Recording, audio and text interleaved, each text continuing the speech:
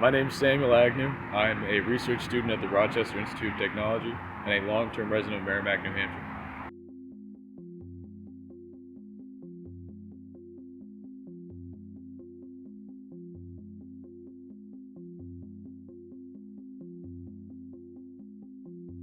Yeah, so Merrimack has 3 times the national cancer rate in our town, which is very saddening and shocking to hear.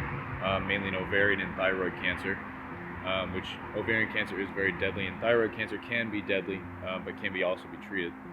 But also, they've done this in more than our town. They've done this in Hoosick Falls, New York, and North Bennington, Vermont, in which the PFA levels were drastically larger than the ones that are in Merrimack, but the ones in Merrimack are still deadly and lead to serious health problems. Now, have you seen any efforts to fix these problems in either our town or other towns, or has it just been kind of covered up? They've had faux efforts that are more like PR release kind of things that have helped. So they have made some efforts that the town has made. So some people in our town who have been more affected by this are actually receiving water still, even 6 years after the fact. Receiving water, bottled water, being provided filters, but the filters don't attack the right parts of the water to clear it up, which is obviously an issue because they're still ingesting PFOAs. For me myself, I have a $100 water filter I had to buy at home to make sure our drinking water is safe. And knowing that drinking the tap water for that long, for how long they were exposing the chemicals without doing anything to it, to our water supply, kind of freaks everyone out because at the end of the day, we have a weight, 1 in 3 people here are going to get cancer. So that's kind of a big deal.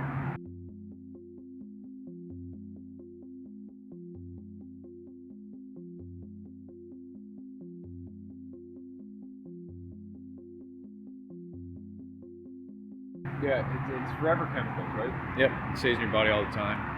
No matter what's in your bloodstream is the big thing, which leads to blood clots and also issues like ovarian cancer in women and thyroid cancer in men.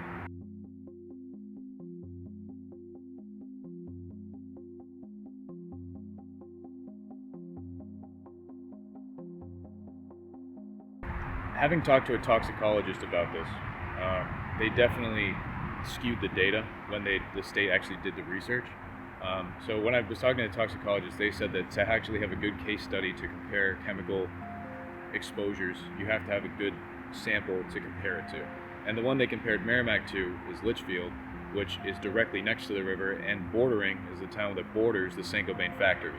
So they chose a town that has probably an equal amount of cancer rate, equal amount of impact to their water supply, which obviously makes an unfair comparison to make it seem. So now what that entail has done in the state study means that basically they have shown that there is no increase in cancer rates or any other health side effects in Merrimack or Litchfield because they chose to compare those 2 towns. But they need to compare a town that's sizable to that of Merrimack and of the economy of Merrimack and of the water supply of Merrimack. So because they didn't do that, it makes me suspicious of that. And also just the lack of the town council especially, which is all people that said they were really impacted by it, just suddenly kind of dismissing it and letting it go after about 6 months of tribulation after getting a settlement, but our settlement doesn't really exist. There's been no action on the settlement. The settlement hasn't been paid.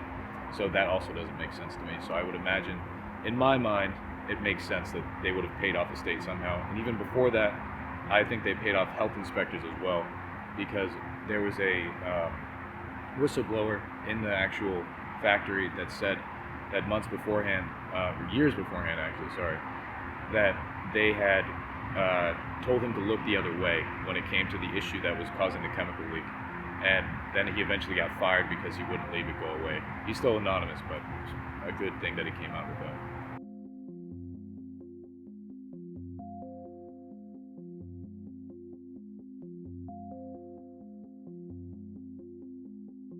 I think largely it's because it wasn't that big of a crisis to the media. They can't get the clicks they want out of it and things like that. So I think that's a big aspect of it. But it's the same reason that the Navajo Indian reservation water crisis doesn't get coverage by the media, where the government's unclosed uranium mines have leaked into their water supply, not only in reservations but in other areas in the Southwest, which has led to serious causes of cancer, higher death rates on reservations where they can't get proper medical care in other rural towns.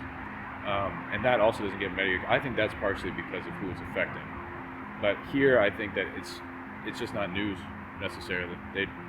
It's New Hampshire. No one's gonna really care that much about what's going on in New Hampshire because there's so little people that live here. I think. And It's a because big the thing. water is still clear. Yeah, Mhm. and there is also no actual evidence of anything being done, so they can't cover anything and make it look good for companies that own their actual outlets of media.